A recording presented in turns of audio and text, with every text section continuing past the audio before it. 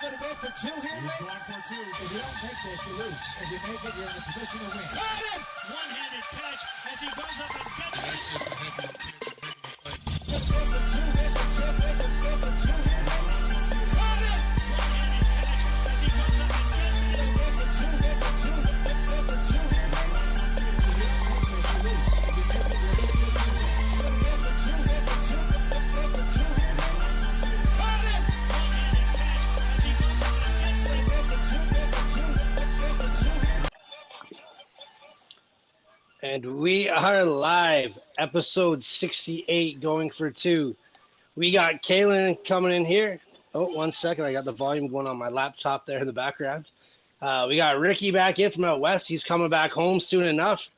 And we got our man, we got our boy Josh, the intern, popping in quick to fill in for Shane as he's out west for a couple more days. And Josh got his Lions on a big game tonight. He's hoping that they cover that big 12-point spread out there. And we had a crazy weekend of football, a couple big games. I'm going to throw this right off to you, Kalen, because you probably had one of the most crazy games. You guys were down a bunch, battle back, points off the board. Then you have a safety, not called a safety, which I thought, like, I messaged you instantly. I was like, Yeah. you know how excited we get when Tennessee loses. You We don't hide it. And the first thing I said to you, that was a safety, man. Like, Yeah, right? as much as I was like, I almost messaged you like halfway through the game. I'm like, Chad, don't be that guy, because if it was the other way around, you would tell Kalen that you hope he got hit by a bus walking across the street. So don't do that to him. Well, you know, I'll- I'm very glad that Shane's not here for this one, because even though we won, even though that safety went against us, I think he probably would have been on my case about the taunting penalty that happened just a few plays earlier than that kept us in that game, right? I don't know if you guys got the chance to see that or not. There was a lot this weekend, by the way. But this game, guys, holy hell. I mean, every Titans game for the last 5 years for me has really been a nail-biter. We've been always kind of close into the third quarter, fourth quarter. It looked like we were keeping in it the first quarter. It was only 6-3. And then, you know, moonshot Russell Wilson came out. He started throwing those bombs out. We had Elijah Molden got burned for a touchdown and a tackling his own player. Man, my head was in my hands. The vast majority of that first half, my head was in my hands. I had no Derrick Henry. A.J. Brown was dropping balls. Julio showed up. I mean, everybody wants to go and give Rabel some flack all week about how he called out the future Hall of Famer Julio Jones. All you had to do was call him out a little bit. And look what he does. He has a fantastic game. If it wasn't for him, he was really what kept us in that first half, if anything. And we really weren't in the first half. But then, you know, second half, Derrick Henry. I mean, this is only week 2, guys. He didn't have a game like this last year until week 5. It takes a few weeks for the train to warm up. It seems like he's already fresh, guys. Are you worried? Is this guy's going to shatter the rushing record this year, especially with the extra game, right? I'm happy for you, man, because when that game, like, if you first started, people were already kind of being like, oh, I don't know, is Derrick Henry slowed down already? Like, you know what I mean? And it's like, it's been one fucking game, man. Like, give the guy, like you said, he's a big dude. It's obviously going to take time for him to warm up. But, you know, that is an old school football game. 35 carries for 180 yards. Like, nobody carries the ball 35 times anymore. Nobody. And that's what Tannehill still threw it 40 times. It was a very last guy to do that was Ricky Williams, I think. No. Yeah. But that's a crazy stat line. I was worried about Tannehill, but he picked it up in the second half. That touchdown, I can't believe they called it back. That was so tight. It's right here. Safety, It's right here. For those who haven't seen it, how that was not a touchdown is absolutely beyond me. That's whole. If you use the toe to drag, it's fine. But if you touch the grass with your foot to start, the whole heel has to be in. Make up your mind, NFL. It was splitting grass, man. I can't believe I can't believe they called that back. But then the safety, I figured they would return the favor for you on that. But because he was tackled, and the ball was like a half an inch outside the goal line when he first got contacted, I think that's why they didn't call it. No, that was a Russell. I don't even know who it was, Rick. That's a Russell Wilson call. Yeah, you're being his real. His body was in the end zone. The ball was a tiny bit outside the line. I can honestly tell you right now, if that was Ryan Tannehill in the end zone, that's a safety. It would be a safety. Yes, 100%. That's why I thought they would return the call for him, but they didn't. But you still fucking was a good job. Yeah. And you know what? I think I read somewhere that like the Seahawks were like 41-0 or something, that went up by 14 in the second half. So that's their first loss. We were able to hold off Russell Wilson's 100th win, which is fantastic as well. But yeah, I mean, It was a fun game to watch. There was another fun game to watch for some other folks that were on the show here today as well. It's a shame that Can I cut Shane's you off not for a here. second? Oh, Can I yeah, cut you yeah. off for 1 second? Yeah. We talked about Vrabel going off on Julio Jones, and everybody was going off about Vrabel. Can we all just take a second and say Julio Jones is a fucking professional? Oh, yeah. Mike Vrabel has every right to go off on a player who is hands down probably the biggest signing of the offseason. A player who's supposed to make you a next level to the top tier team. He did absolutely nothing in week 1. His coach expects more of him. And more is deserved of him. Obviously, not just for him to perform, to make guys like AJ open, to bring your tight ends open up holes for that run game. So when he doesn't do those things, he has every right to get called out. And this isn't the first time Julio's probably been called out in his career. It's just the first time it ever went public. And so exactly. And he took it like babied him. Yeah, and then he takes it like a man, and look what he does. That's right. And once again, Julio is a professional. He's not some rookie. He's not some kid struggling to get by.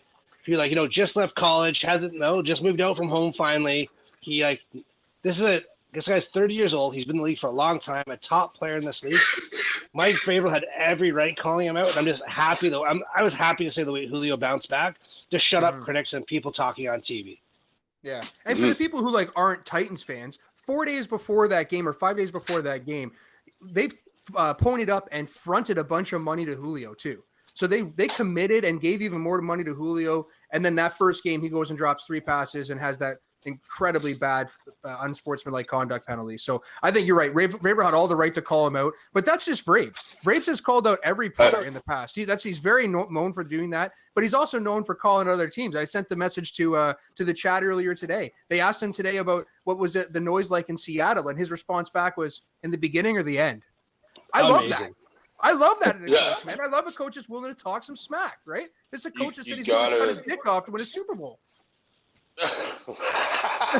Well, you got to be a certain kind of coach to be able to make those kind of call-outs too, though, because you got to have a certain sort of respect to know that your guys will respond. Because if you're a dickhead and you make those kind of comments, you could easily have a player say "screw you" and go the other way on it. So I think it just shows the respect that Mike Vrabel has from his team to be able to make a call-out like that, especially on a Hall of Famer. So. Yeah, it's cool. Yeah, and you gotta understand too. Vrabel was a player. It's not like he's just a guy that came up to the coaching ranks. He played on probably one of the most hard ass coaches of all time, who never did those things. And Belichick called guys out, but it was never in the media. But Belichick challenged guys all the time. And guess what happened in New England if you didn't play up to Bill's standard? Goodbye. You got it. Yeah. There was no debate about it. He didn't have to go tell the media for you to step up because you'd be gone. He didn't care who you were, or you didn't dress. It was that simple. So I have no problem with what Vrabel did. I actually think it was the right way to go about it. And obviously, he understood the way that Julio would react. I don't think he would have done that if Julio would have went the other route with it, because you're not going to bring that into your change room this soon into the season. Yeah. Well, another thing I want to be a little bit proud about too. I know I was about to skip to another game, and I'm just thinking about it now. But man, our third down defense this year is fantastic. For the fact that we put up historically bad, record-setting, poorest numbers last year for third down defense, we held Russell Wilson. It was 4 of 12 yesterday. That's amazing. And DK Metcalf, our secondary was one of the most questionable things last year and coming into the season. Christian Fulton absolutely shut down AJ Green last week, which Christian Kirk and DeAndre Hopkins still ate. But this week, DK Metcalf is an animal, okay? He also has gone up against Christian Fulton in the past in college, and Fulton was able to shut him down then too. So they have history, and they got chippy. There were some penalties there. DK got called for some really bad penalties and got taken out of the game early for a little bit as punishment of Pete Carroll, which you don't see very often. So I'm excited to see what Fulton brings us. We as a high draft pick, so hopefully he pans out pretty well. So anyway, the next we do. No, we have to cover one more thing on that game. Though. If you're going to go deep. Oh gosh, I love more talking about the Titans. It's all right. Well, this was not about the Titans. It's about the Seahawks because Bobby Wagner just broke his own record yesterday for 20 tackles in a game by a middle linebacker. Wow. Well, he was just trying to follow up that player in college last week that had 31 or something, right? Yeah, his own record was 19 2 years ago, and he just broke his own record yesterday. So you got to give a shout out to Bobby Wagner for 20 tackles in one game. It's pretty impressive. It's crazy. We saw 54 all over the field. It's so fun watching the Seahawks on defense only for like him and Jamal Adams, just to see where they're going to line up and how they're going to react. He's not even like a young dude anymore. Like, he's 31. Oh, no. Like, he's been around for a while now, and to see him do that at 31, it's pretty impressive. But yeah, sorry. And he's always healthy. He tackles fundamentally well. He's never going to have that, those bad concussion type hits that Luke Kuechly was famous for, or even Shazier be thrown around his body. So he'll be around for a long time. So Seattle's in good hands there. Yeah. But the NFC West is going to be rugged, man. Oh my God. So anyway, leading into the next game we want to talk about. Shane's not here, so let's just have some fun with this, right? The Steelers, holy shit! You scumbag! Yeah. Call them out. I talked about it last episode. The only time that the Steelers have not made the playoffs in the Tomlin era is when they've lost to the Raiders. So, what are we talking about here, guys? How was the game, Rick? Tell me about it. I saw some big plays, some splash rush plays, but tell me about it. To be honest with you, like, it was, I was saying to Chad before the show, I was like, it's one of the first times I haven't been nervous about a Raiders game. Like, I felt like we were kind of in control the whole time. Like, even though we were back and forth, like, to watch us, like, fundamentally on offense, like, Derek Carr completed a pass to 8 different receivers, and maybe even 8 or 9 receivers. And, we're starting to see, like, last week I was a bit worried seeing 19 targets on Darren Waller. It's like, yeah, it's great. He had a lot of catches and a lot of yards, but, it's easy to shut down if you just target on one guy. You go down the targets to this time, Henry Ruggs 7, Waller 7, Renfro 7, Drake 6. Like, it was a very balanced offense. And considering our team was led by Peyton Barber in rushing, I think it's Yeah. like that's I pretty started impressive. Kenyon Drake. Kenyon Drake. I was so mad. I was like, Jacobs is out. Drake had a good week 1. He catches the And ball. they tried to get him going, but he just got stuffed every time. At least he got some catches. I think he got 10 points out of him for catches, but the run game wasn't really there, but Derek Carr, like, what could you say, man? Like, another 380-yard game, no interceptions. Against a very stout defense. This isn't a slouch defense. This secondary they lost TJ Watt. I was going to say, yes. Quarter. Do you think what was going to happen there, Rick, if they didn't lose TJ in the second quarter? What kind of game are we looking at here? Was he disruptive in the first quarter? He had a sack. Yeah, he had a sack. It was a big play, and that was almost a fumble play as well. But, I don't think it would have mattered, really. Like, it would have been a little bit more disruptive, but the quick release of Derek Carr right now, there's not a lot of time to get to him. And our offensive line, considering how much injuries we have on the offensive line right now, it's crazy how good our protection is right now. Like, I can't even believe it. But it's it's a new center for you guys, which is wild. Like, whenever you make the switch at center, that's a very big change for a team, and you guys have seemed to be able to take that in stride. So good for you. And third and Renfro is becoming a new thing. Like, it's a real thing, third and Renfro. Like, you just know they're going to him on it, and he made that crazy diving catch in the air. Like, I love this guy. I can't say enough about him. And our defense, man, it's like I said before the show as well. Like, this is the first time after 2 games we've had a top 10 defense in like 20 years. So, we're getting pressure. Jonathan Abram looks like he's finally just learning how to relax a little bit and not just like kill himself on every play. And I feel like with the helmet rules and the crown, leading with the crown and stuff, I feel like it was a really tough adjustment period for a lot of people for years. But I really feel like we're starting to see more fundamental tackles, putting the helmet like on the ball, facing up, breaking down, instead of, leading with the helmet so much, because yesterday the Raiders had some really nice hits, like one specific on Chase Claypool, where like they put the helmet right on the ball. It was a crushing hit to his arm, and he dropped the ball. And it's like, that's how he got hurt though. He was tickled pink after that one for a bit. Well, it hurt, but it was just like, they're not going for those big head hits as much, and I feel like they're finally adjusting to it, and it's nice to see. Talking of head hits, did you guys see the one in the Penn State and Auburn game on the goal line? No. Did you see this highlight? So this kid, I don't know who it was, a kid on Auburn got knocked out of the game for finishing a tackle. Yeah. The guy spun out of a tackle, and as he was falling, he came down, and as the guy at Auburn literally finished the tackle, that's all he did. He didn't leave with his head, dropped his shoulder, but where they met, went helmet to helmet on the 1 yard line. No injury was done. The guy in Penn State popped right up, and they kicked this kid out of the game. Wow. They replayed it, but in NFL, it would have been probably helmet to helmet. They would have called. I don't think they would have even flagged in the NFL. But in college, it's automatic review from up top, and the guy got ejected. And so the reason why I'm asking this, because he came out and said right away, what am I supposed to do? Just let him score.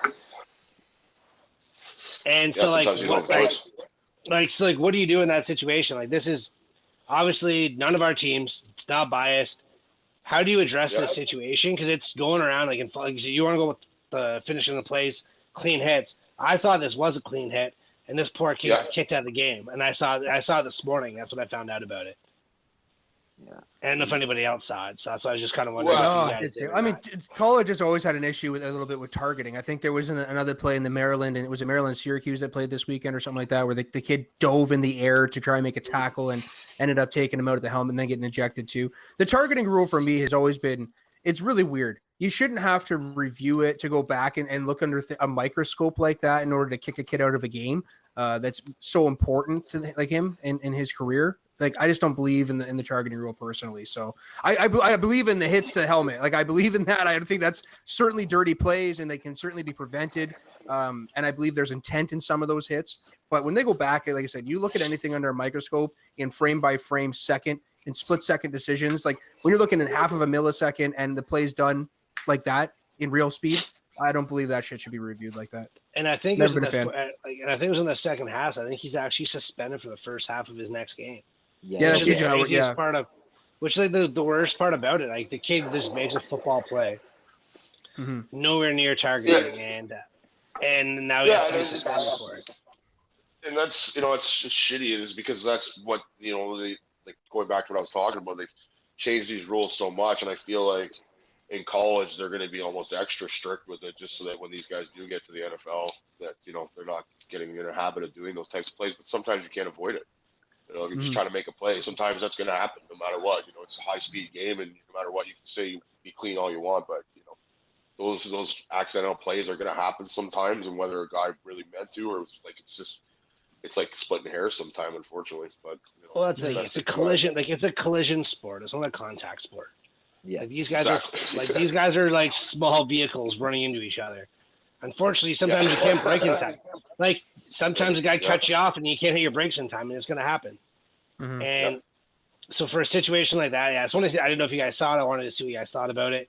Because for me, I was like, this really sucks for this kid. Like, because what's he supposed to do? He doesn't make the tackle, and then he gets told that he's soft for not finishing a play probably when he comes to the sideline. Yeah. They're like, what do I do here? I can't win. Damned if I do, damned if I don't. Yeah. I think part of the problem is what you've seen in college football is one thing will be called targeting and the other thing won't be called targeting. And it's a similar play where both times it's head contact and it's just hit or miss, which is a problem that they need to get out of that game. Well, the problem there for them is they just have so many refs. Like you've only got a pool of 20 refs or something like that in the NFL. Whereas think of how many games are played on a Thursday, Friday, Saturday in college, right? Between the Division 1, 2, and I know that obviously certain refs are in certain conferences and played in certain spots, but certainly, you're right. Calls are different across the board. No different than the strike zone in baseball that we complain about all the time together, eh, Rick? The moving strike zone, especially when Hernandez is the one being the ump. So. All right, so let's go on and move on. Yeah, because I can go on for this for days. Let's go on to the next thing. Yeah, I mean, I just wanted to come back one little thing. I always measure where a tight end is going to go if they have success against a team like the Steelers. And Darren Waller, you mentioned it. It didn't have to have 13 targets in order to be successfell. Didn't have to have a touchdown to be successful. But man, he still balled out. He still showed up against the Steelers. And he opened up. And he opened up like Henry Ruggs. I'm obviously a critic. Everybody's a critic. We could have had a lot of other receivers in that draft. So, we're hoping he doesn't turn into another Darius Hayward-Bay. But, yesterday he showed he's got it. He bobbled the ball both times he made a big play. Yeah. But it's coming, and that deep speed was shown yesterday because he just burned one of the best safeties in the league yesterday on that 60-yard touchdown, Mika Fitzpatrick, and made him look like a bum. Yeah. And Derek Carr is dropping dimes. Like, this guy is so accurate right now. He had 3 bad throws the whole game. The deep throws are there. I don't know, John Gruden, he looks really happy right now, but let's all remember we started 2-0 last year, so. You said it, not us. Yeah. Yes, well, I like to keep myself grounded, you know what I mean? Yeah. Well, you were talking about Najee Harris looked good, though, on that touchdown. We'll give Shane that one. Because I was down with him last week. That touchdown by Najee Harris was sick yesterday. Yeah, Najee's got a nice stiff arm, doesn't he? Yeah, that was a good one. So you were talking about some bad throws, and it leads me to the next game. Another game that we were spoiled with, you know? Yeah. Oh my God! Obviously, he said it too. The worst interception of his career. Patrick Mahomes. What I don't know. We're all used to the guy throwing up incredible dimes like Derek Carr was doing yesterday, and he did throw some nice passes all game. And then under pressure in the final waning moments of the game to throw up an interception like that. But all around, guys, what do you think of the game? I mean, one hell of a game again, right? Just incredible.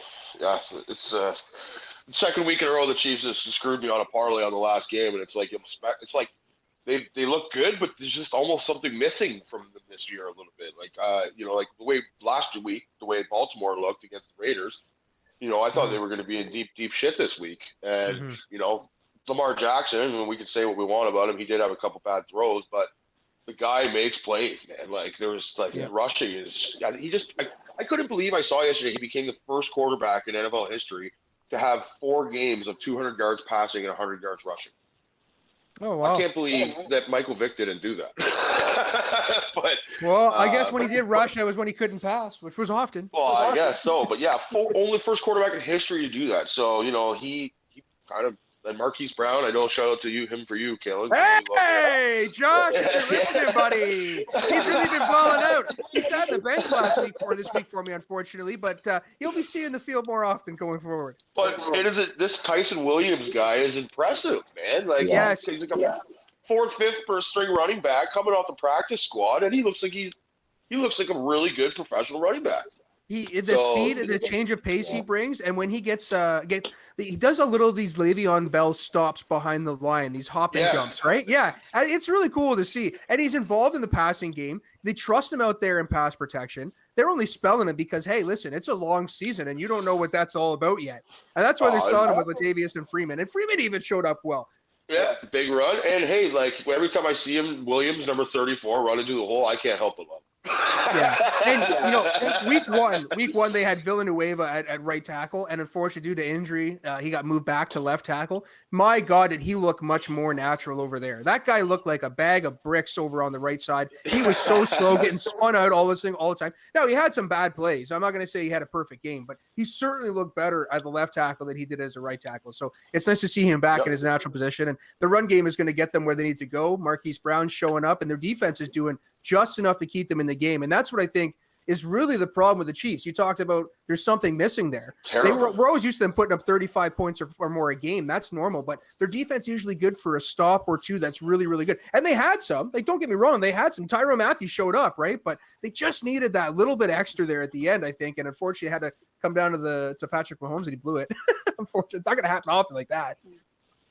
It's the fact that you just can't be expecting to score 36 points every week. Yeah. Mm-hmm. And if that's how you're gonna win, you're gonna that's how they won last year. And then you run into a good defense, and all of a sudden, then what happens? You run into a good pass defense, then what happens? Edwards-Helaire, myself and Shane have said this for 2 years. We're not in love with him. I don't think he's a game changer. I don't think he's tough enough to be the guy to grind out the clock at the end of the game, and unfortunately he fumbled the ball. It happens. But what I was more impressed about was Lamar Jackson's final drive. He put the team on his back. They can say it's just a regular season win.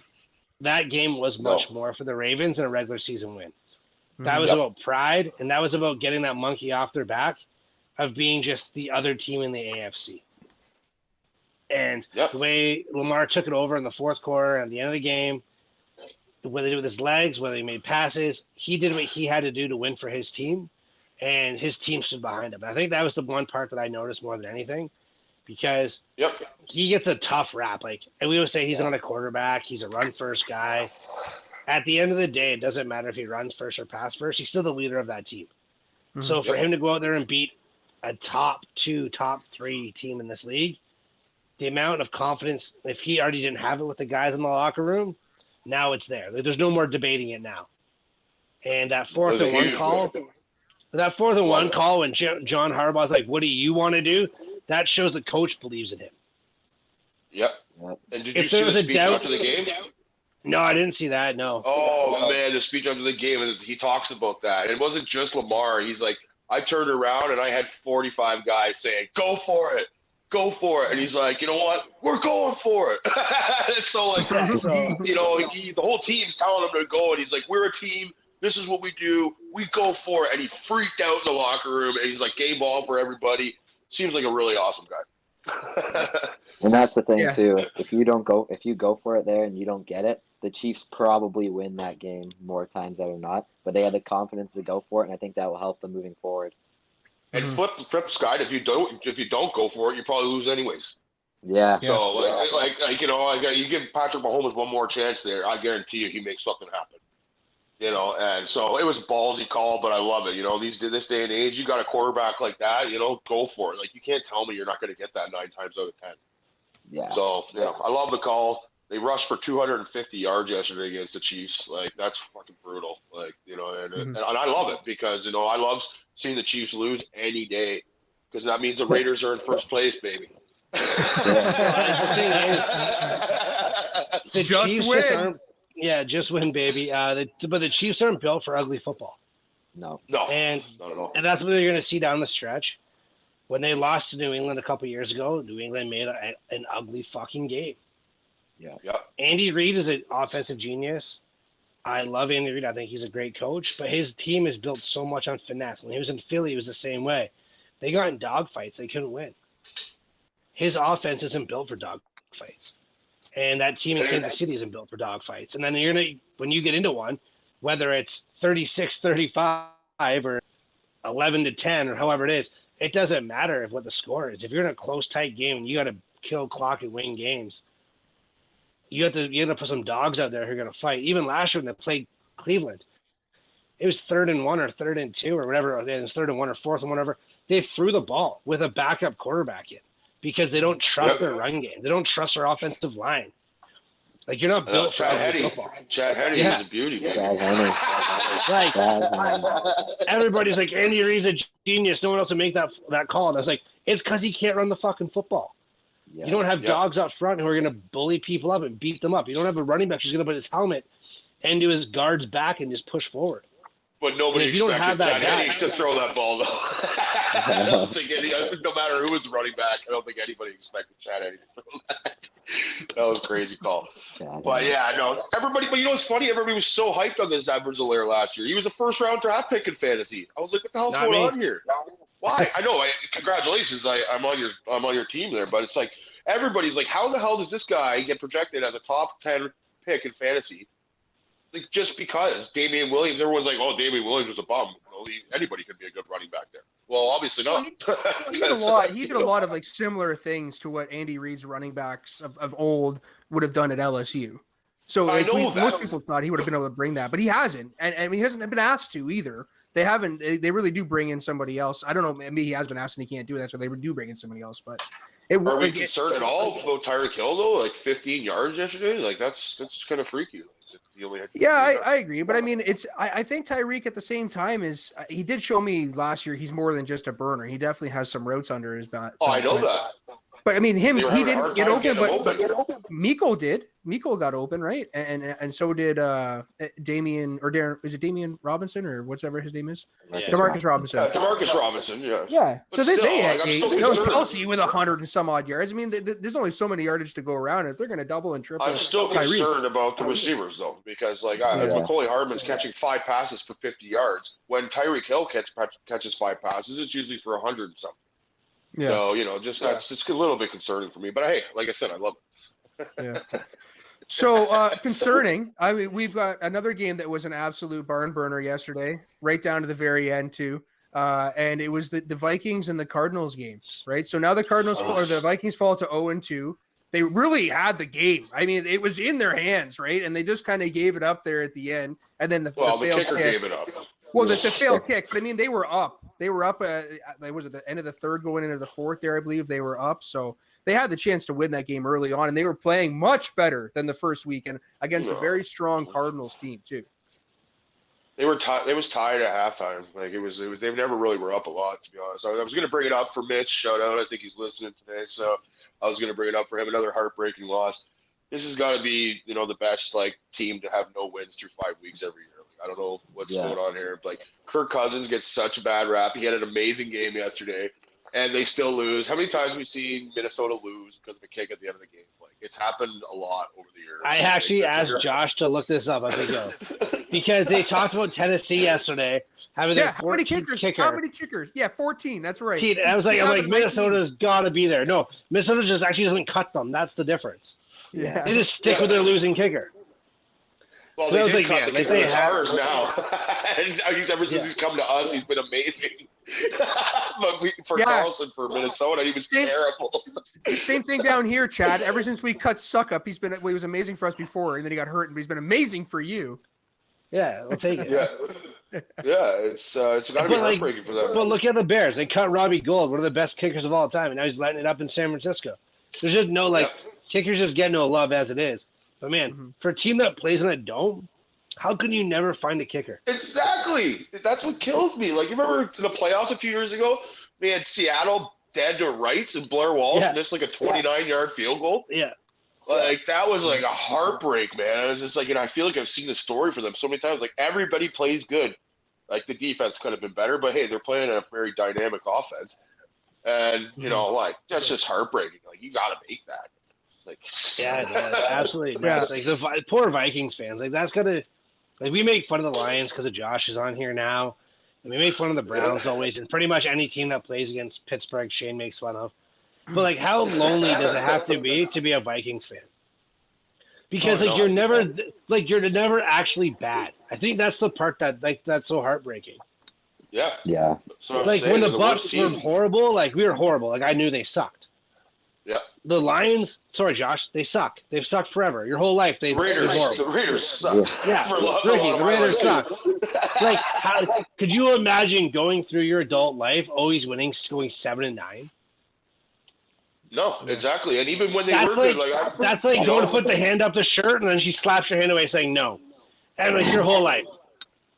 Ever since I've known Mitch, even, like, when I first started to know him, like, you know, that goes back to the year of, like, the best offense possibly ever with Culpepper, Moss, and Carter. Yeah. And like, not going anywhere with that, or even the one before when they had Cunningham. And, like, that year they should have easily beat the Falcons to go to the Super Bowl, and they lost that game. And that was because of a kick that, like, Anderson missed at the end of the game. He didn't miss a kick the whole year. He didn't miss a kick the whole year. He missed that one. So, you know, it's just like, it's the same story for these guys over and over again, unfortunately. Mike Renault's going to be so mad if he hears this conversation. I was blasting this guy on Instagram today. I don't even know him. I only know him from our show, and I rip on this guy in the Vikings all the time.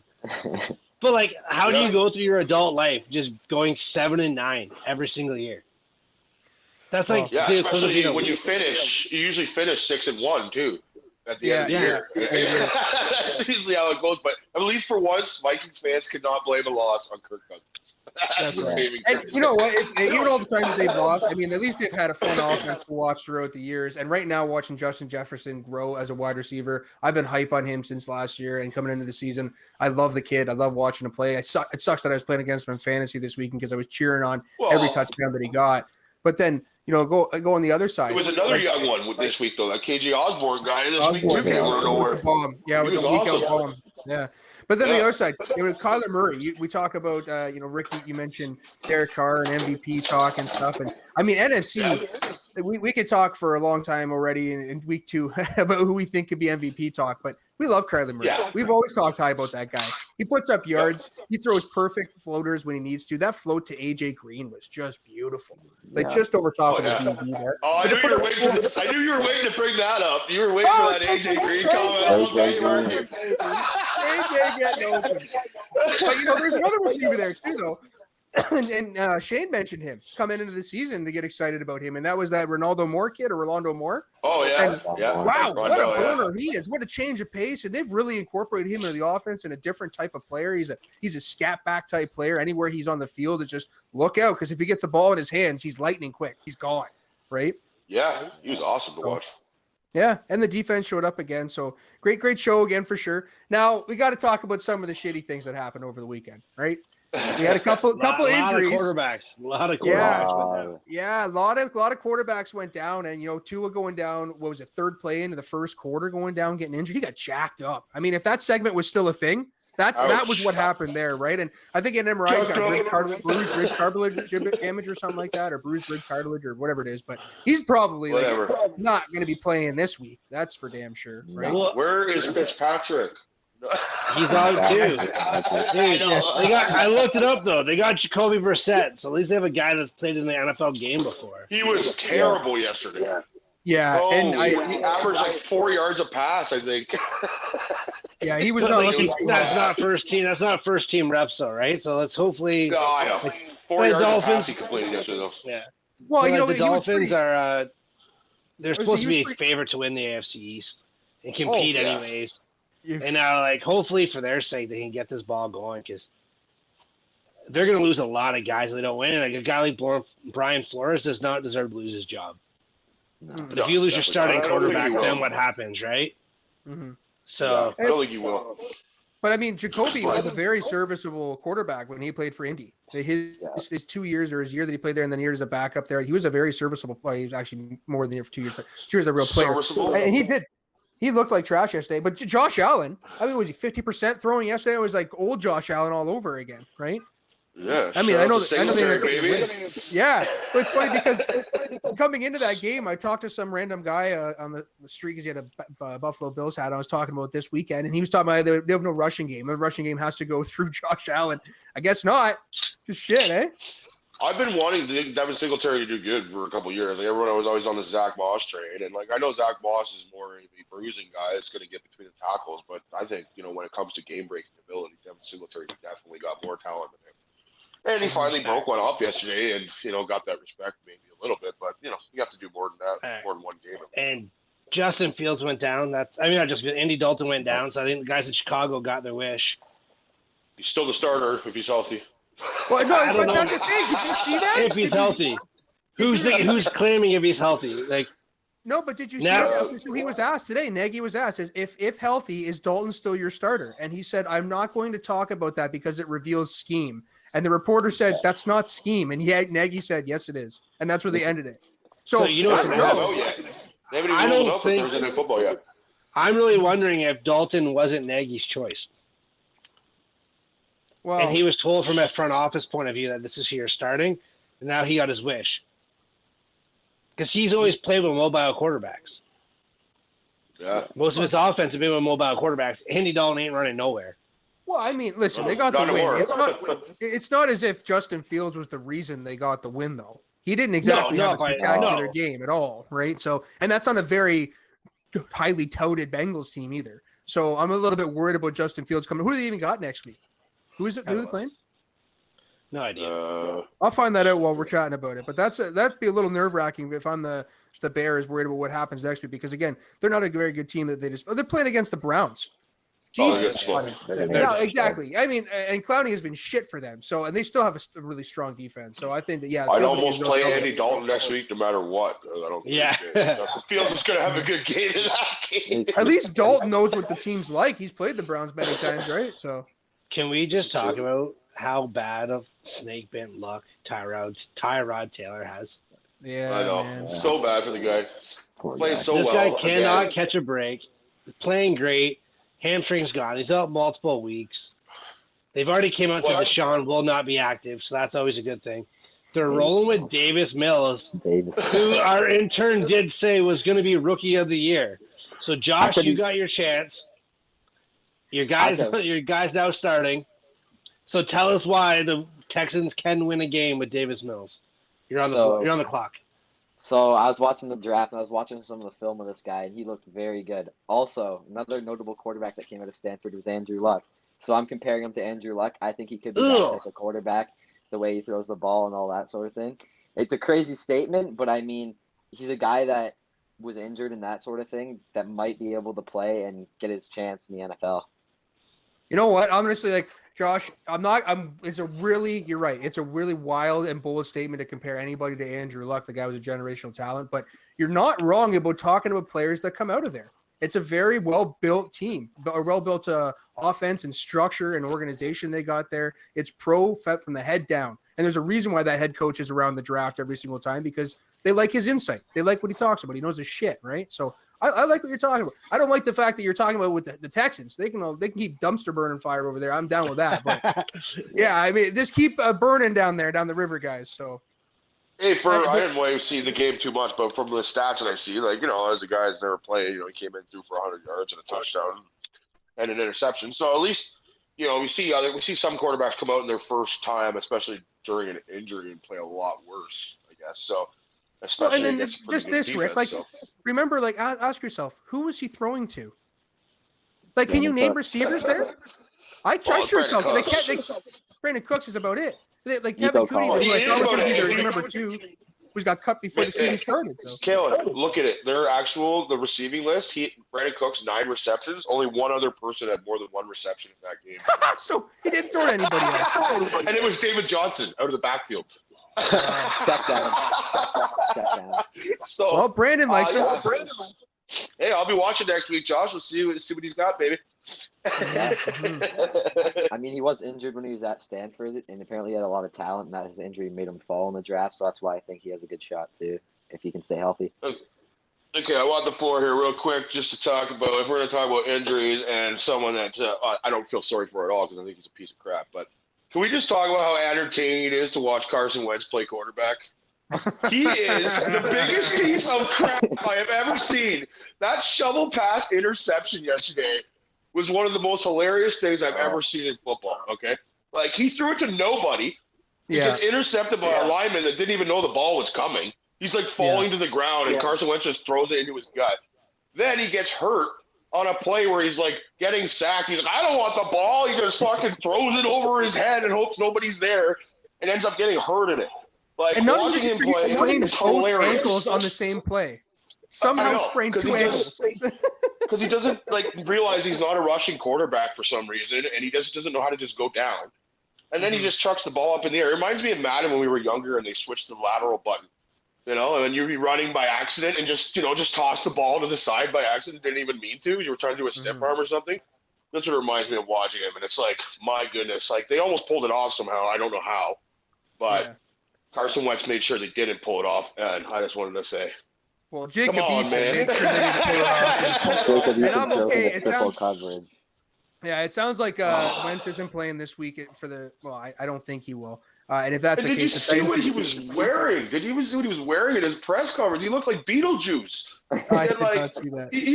He had like pink pants on with like a jail striped shirt, like a referee type. I'm like, God forbid, if this guy walked into my dressing room as a quarterback, I'd be like, get the hell out of here, man. But sorry, I had to touch that because that was just No, and you know what? Honestly, it's nice to hear the Colts are on fire just as much as the Texans. Everybody knows how much I hate the Colts. But there was a time that I really did believe in Wentz, and I was really nervous when he got traded there this year because I thought that offensive line is really good. They're going to be able to hold up. He's going to be able to pass the ball around really well. And when he does decide to actually throw the ball and not scramble around like an idiot, it does look like it works. Now, mind you, he did lose his left tackle, his starting left tackle, and that's always going to be significant to any quarterback. Tannehill dealt with it just fine yesterday, though, with the 12th man. Yeah, but yeah. So, I mean, Wentz, I think it's not – they're signed up for him for years. They can't get away from him. No, they're not. Unless they – well, I mean, you're right. I mean, if they're willing to do the same thing that Philly did, eat a whole bunch of cap, then you're right. They could definitely get rid of him. But it's nice to see a team like that that's sucked into him for what I think is probably the next 3 years anyway. And that's probably what's going to handcuff them for the next few years. And not their defense. Their defense is what's only that's keeping them around, I think. So. Yeah. So, all right. So talking about some 0-2 teams who might be in some real trouble. I mean, there's ones we don't need to talk about. Jacksonville is obviously a team that's just playing for a draft pick at this point. We knew that coming to season. Urban Meyer's already begging the fans for time and patience. And please just give us a little bit of time to get our team together. So, but there's some other teams. He's going back to college. He's going back to college football. Yeah. It's just I'm calling that today. He's going back to college football. I'll be surprised if he finishes the season. I don't think he's going to coach ever again after this, to be honest with you. I think he'll go back to college. There will be a college that wants him. He'll probably go to the SEC. He hasn't coached in a while, though, has he? Like before this? No, he Well, stepped he away wasn't because of his allowed. health. He worked with Ohio with Vrabel, actually. That was like his last year okay. there, and then he stepped away after that for his health reasons. Yeah. So, Okay. like, there's not a lot of 0-2 teams to worry about, right? Like, I mean, Jacksonville, we like I said, I already talked about they're playing for a draft pick. The Giants, I still am high on Danny Dimes. I think they got Yeah, you robbed shouldn't in be. that game there. They barely. It's stupid that offside even happened because if I guess the next day there Terrible. was a few people that broke it down. He wasn't even offside apparently.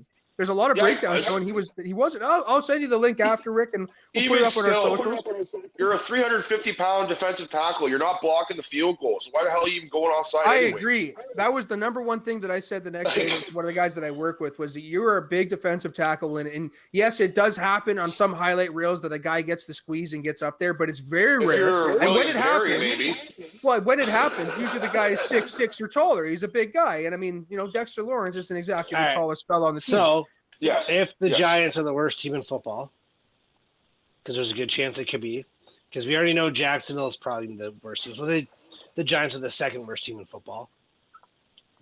The Jags are not taking a quarterback. Do the Giants go after Spencer Rattler? I'm not going after a guy. This is actually a legit question, Kalen. No, they're not. No. Uh, And I don't David think so. Gettleman is signed to Danny David Dimes. Gettleman. Gentleman. He's signed to Danny Dimes. That's his draft pick. I mean, I don't think that if he does that, he basically is saying that he's failed at his first term as the GM. So I don't think that he makes the decision there. If what they really need to do is, and he has said it over and over every year, that offensive line needs to actually be put together properly. Nate Soldier is not the answer. Moving him to right tackle, thank you for being a team player. It's worked okay. You're not worth that $70 million or whatever he got paid as a tackle when he went there. They need to retool that line. He's been doing it for 4 years, and unfortunately, he just can't find the talent. And that's really what's holding him back. So out of these 0-2 teams, who do you think is going after a quarterback? Minnesota, I think, is the only team that has a chance to come back and make the playoffs. So it's the 0-2 teams, unless Green Bay goes 0-2 tonight, which Josh is hoping for. I know. But, Okay, well, even you know what? Just because he's not here, let's talk about week one liars here, because like there's only so many 0-2s, right? But there's some teams that lost. Like we talked about the Steelers here, and is that really what the Steelers are? Is that the true team that we saw, or are they really the team that came back from down deep against Buffalo? And the same thing with Buffalo, they just trounced Miami. Now, mind you, they didn't have Tua, but it's not exactly like we've been very high on Tua on this podcast, so that shouldn't have been a big issue for him. So what do you guys think? What are some teams out there that got beat pretty bad this week or won and they're going the other direction? What's the truth? What's the lie? You go ahead, Chad. I'll take a look here. But I actually is Atlanta not 0-2? Am I wrong? Yeah, I'm Atlanta's not 0-2. right. They're trash. They're Okay. garbage. And Shane's been high on them for some reason. I have no idea why. I love Arthur Smith, but that offense isn't working there right now. Yeah, They're so taking I a think QB. they have to go QB. So maybe that's where Rattler ends up. what do we But, think about Carolina at 2-0 though? Like, Dude, that's- Carol, we're I not. just think- Don't jump ahead yet, Ricky. We haven't got there yet. We're talking about Okay. the bad teams. Well, I mean, no, we're talking about who's the truth and who's the lie, Chad. So who is Yeah. the real teams Oh, that yeah. may actually be 2-0 or 1-1 and are actually going the other way too? Like, let's mix that in there at the same time, right? So I personally, Dallas, I'm very high on, and not just because they're in a bad Dallas division is too, but like, Dallas. I said they're going to win the division. I said that before the season started. I said that. They're And the best team fact in that they've- division. I think what's changed most there for me and my feelings about Dallas is that they've got a player like Zeke last week who didn't put up a lot of yards or a lot of numbers. This week he did, but coming into this week he says out in public, I don't have to have godly numbers to have a good game. And because his pass block last week, man, I don't know if you got the chance to see some of his pass blocks. I think there was 4 or 5 he had in that game that were significant and imperative to being to even keep in the game against Tampa Bay. So Go ahead, sorry. no, so that's a team that I think that is the truth. I think what we saw out of the Steelers, and I listen, I'm sorry, Rick, the Raiders, they're not going to get out of that division, unfortunately. It's a Chiefs division, I feel. But I think that what we saw out of what the exposing that the Raiders were able to do against the Steelers and that secondary with that pass game, that's going to come back to haunt them. There's going to be some teams now. Tomlin's going to tighten him up a little bit, but I think that's going to be something that's real scary, and that's something I want to look forward to watching throughout the season. The liar Yep. is Jameis Winston. Hey! Yes, you nailed it. There you go. Good boy. So LASIK is no good, Chad. Don't bother getting it then, right? So this is the worst part about it. I've hated this guy since the day he came in the league. I never lied about it. We talked about this the other week. And I praised him last week for how well he played. And maybe he just never had that quarterback coach that could help him. Then this motherfucker goes out there and makes me punch myself in the face. Mm-hmm. I've never said a good word about him since the day he came into the NFL. I didn't like him in college. And I finally spoke good about him, and this is how he does me. He did me dirty. So, yeah, not just the Saints, but Jameis Winston personally is the biggest liar of 2 weeks. I don't understand how you could go from playing so well against Green Bay last week to looking so bad against Carolina this week. Like I that's football, baby. I know, but like, wow, like it's just a complete 180. That Carolina defense is good. Yeah, Like they're worrying me. That like I don't think they can score with Tampa like on offense. I know they're good, but That I didn't think they were that defense good. Like No, 7 points, well, like good. they are. Yeah, they are good. Yeah. Well, apparently, And Jesus. Kalen was high on them last year, and we laughed at him. Yeah. We laughed at Kalen like when he was calling how good this defense was, and I think you're just 7 months too early. Like I think they're actually that good. Like I believe you. Now. And I don't ever stand up for Kalen. I go after him every chance I can get. And no, Kalen, I was wrong. That defense is that good, and I think you were right last year. That pains me to say, by the way. That's not how this show works. That is not how this show works. I will soak it in. Don't you worry about it. I will soak that in. Well, they had 2 interceptions, 4 sacks yesterday. Yeah. So it was a good performance. But Sam Darnold really impressed me, and I hate to say that because I'm the way you are. I'm about him with Sam Darnold. Like obviously, James Winston played for your favorite teams was a bit different, but I did not think Sam Darnold had this in him, and he played really, really well yesterday. So I did not see a 2-0 Carolina coming at all.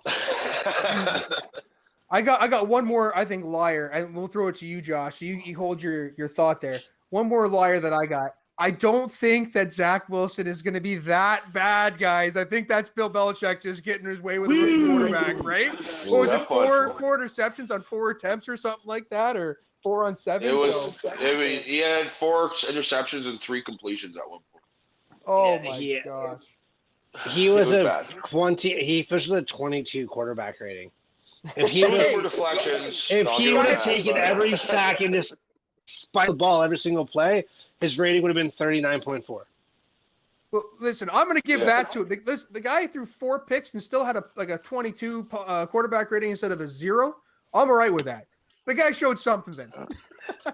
But I will talk about Joe Burrow, though. Joe Burrow, that was a pretty bad game for him, too. I think that's the worst game we've seen Joe Burrow play yet. Yeah. Well, the Bears' defense finally showed up a little bit. Well, I understand that, but I don't care how good your defense is sometimes, man. You can't that's the first time I've seen him look like a really just not experienced quarterback. Yeah, but I know they're good, and it's on the road in Chicago. That's right. So, Josh, who's your liar? Who's the truth after 2 weeks? So honestly, this team's not that bad. The Cardinals, I wouldn't say are a liar, but I don't think they're making the playoffs. And here's why. When you have the Rams and the 49ers in that division, I think those are 2 better teams than them. And you also have the Seahawks in that division, which I don't think they're getting out of that division.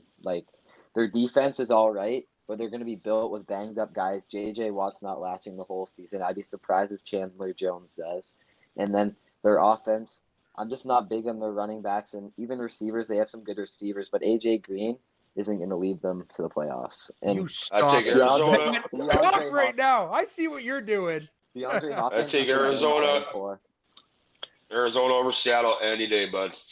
Yeah. I I don't disagree with that, but I just think I think the Rams and the 49ers are better, and I think in the end that even if you split a game for the Seahawks and Cardinals, that they won't make the playoffs. Could you imagine that whole division goes to the fucking playoffs? Yeah. Don't even know if it's statistically possible, but maybe.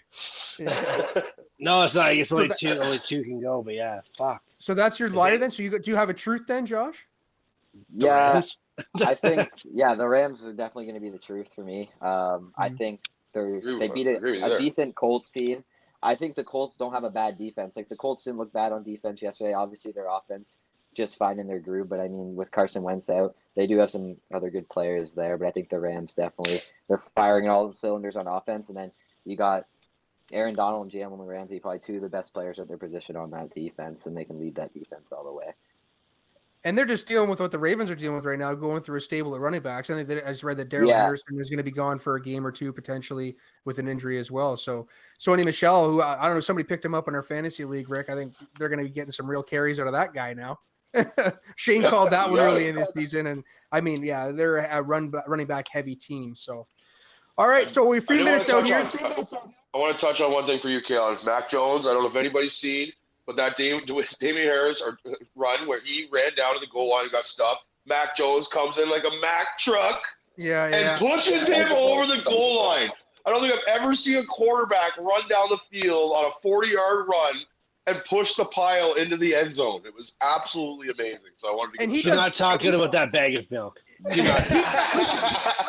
that this week and last week. I don't know if you saw it or not, but there was a video that caught him at the line winking at Landon Roberts, who used to play for the Patriots, when he was up there getting ready to hike the ball, winking at him. This is stuff that rookies don't typically do. I mean, this is why he won the starting role, guys. Cam can do whatever segment he wants about, it's because I was going to be a distraction. It's because you weren't good compared to Mac Jones. Bottom line, let's not talk about Cam Newton. I'm just talking about that play there. That is a play that shows that you really want to win. So we're a couple minutes out here. Tell us why the Lions are going to win tonight. Yeah. Give me some entertainment. Entertain me, Josh. Why would the Lions win? So the Lions, they have stable running backs with Swift and Williams. It's supposed to be rainy there tonight. I think the Lions run the ball right down Green Bay's throat and win that game. I think it's going to be a close one. I think it's going to go, if you're betting, it's going to go under. And also, too, they did not look good last week, Green Bay. I think they're not going to look good again this week, and I think Aaron Jones is not a good running back anymore, and I think they need to find someone new. So, Josh, here's my problem with what you've said here. Everything. Who the hell is Jared Goff going to throw the ball to? Because I think your starting receiver last week when Williams went down was Khalif Raymond. I love the man, former Titan, done some wonderful things, but he's 5'8" and not exactly known as the best wide receiver. So who is he going to throw the ball to? Are you going to tell me that this team is going to win this game tonight on the backs of the defense of the Detroit Lions? They got a stable of guys in there that can catch the ball. TJ Hawkinson, we were all bashing me about when I called him a top 5 tight end. He showed that last week. He's my tight end in fantasy. I need 40 points to win tonight. I would love to have him have 40 points tonight. Keep it up. Amron St. Brown, the rookie out of USC, going to be a great slot receiver in the NFL. And then you just got those other guys like Khalif Raymond that can make plays. So it should be an interesting game tonight, but I think the Lions take the win. So I'm going to drop one stat on you just to be an asshole. Aaron Rodgers has averaged more than 2.7 touchdowns in his career against the Lions per game. It's going to be raining, so you don't got to worry about that.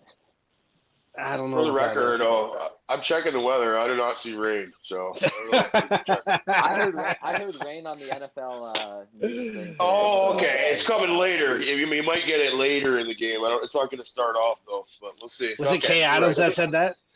It's coming up later. You might get it by halftime. If it wasn't Kay Adams, it was a lie. If the Lions she would never lie to any of us.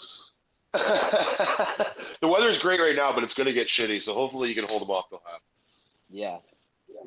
But I'd like to see what Aaron Rodgers does after a loss. I don't know the stats off the top of my head, but I don't think he's lost 2 games in a row in his career too many times. But, hey, I just want to see a good game because we've been blessed so far this year with primetime games. I think every primetime game so far, even if it's supposed to be shitty, has been amazing. So, it's hopefully we get that again. The Jays are playing right now. The Wild Race is tighter than Ricky Ray's pants, what I've heard.